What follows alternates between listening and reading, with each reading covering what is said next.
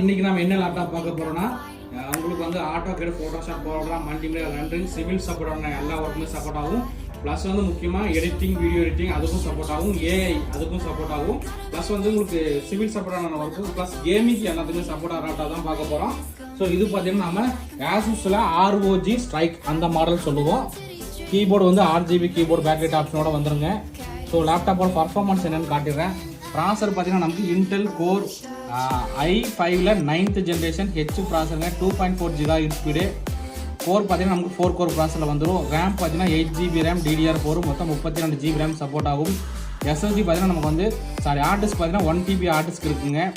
Plus SSD பார்த்தீங்கன்னா 256 GB NVMe SSD. முக்கியமாக இதில் பார்த்தீங்கன்னா NVIDIA GeForce GTX 1650 dedicated graphics கடை 4 GB வருது. ஸோ அதனால தான் இந்த லேப்டாப்பு உங்களுக்கு எல்லா எடிட்டிங் அந்த மாதிரி சிவில் சப்போர்ட்டான ஒர்க்கு எல்லாத்துக்குமே சப்போர்ட் ஆகணும்பா. இதில் பார்த்தீங்கன்னா நம்மகிட்ட ஒரு குவான்டிட்டி தான் வந்திருக்கு.